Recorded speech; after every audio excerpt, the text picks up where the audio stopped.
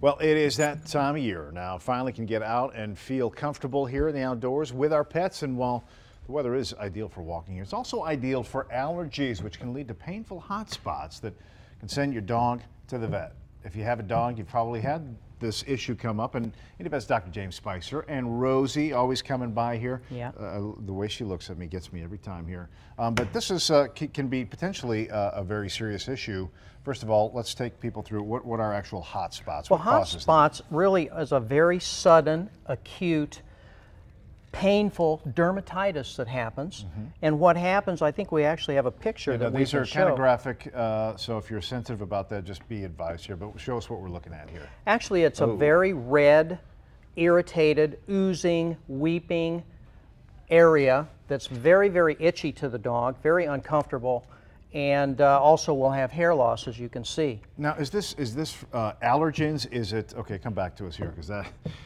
Is it you know what they're eating? Is it sometimes in their dog food? Is it external? What is it? Most of the time, what happens is we first have an underlying problem that then the hot spot is created as a result of that. So allergies are a #1 problem, and certainly at the top of that list is flea allergy, followed by inhalant allergy, pollens from grasses and trees, just like us this time of year, followed then by food allergies and also contact allergies. All right, let's talk a little bit about the treatment, because all dogs scratch from time to time, but the hot spots you can tell when they're really something serious. Yeah, and these can just start out very small, be the size of a quarter, and in 2 or 3 hours can be half the dog. Is it usually focused around the head and the ears? It can be the head, ears, or it can be back in the back. It can really be anywhere. But what you want to do, the first thing we have to do is we have to clip the hair away, because what can appear to be a very small spot can really be a much larger area, followed by cleaning it with antiseptic. And then we would want to use antibiotics. We can either use an ointment topically or use antibiotics orally, as well as usually many times many veterinarians will use a short course of anti-inflammatory medication as well, or even tranquilizers. And they're often also their worst enemies, right? The dogs are, because they keep irritating, and you just want to say leave it alone. So we do use things like an e-collar here that we can put on the dogs to keep them from biting or scratching themselves with their mouth.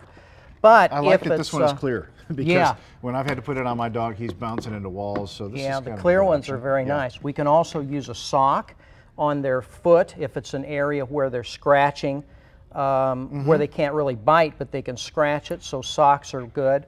We also can put a sweater or a shirt over the area as well to protect it from them self-mutilating themselves. Okay, but Rosie doesn't have that issue right now, right? Thank goodness she doesn't. But she is always our great canine model. Dr. Speiser, thanks so much. We ran out of time here. I know you've got a Facebook page, and do you have an event coming up? Briefly tell us about it.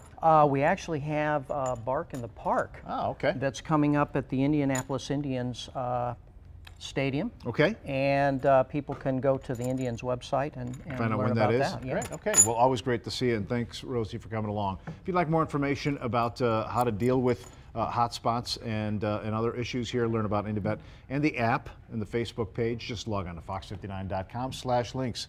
I'll see you next time, Dr. Speiser. Thanks a lot. All right, let's check in on the forecast here, talking about spring weather finally starting to feel like it, Jim. Yeah, it could have a different